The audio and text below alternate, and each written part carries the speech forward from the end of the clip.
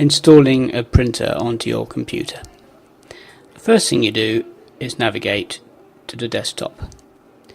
Then you come down to the bottom right of the screen and you click on the icon that looks like a printer.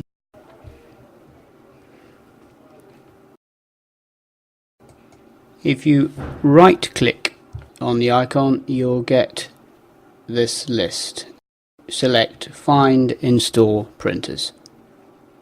A list of all the available printers appears, and from here you just scroll down until you find the printer you're after. In this case it's the Hortensia Library, and click on the blue link to install it onto your computer. This only needs to be done once.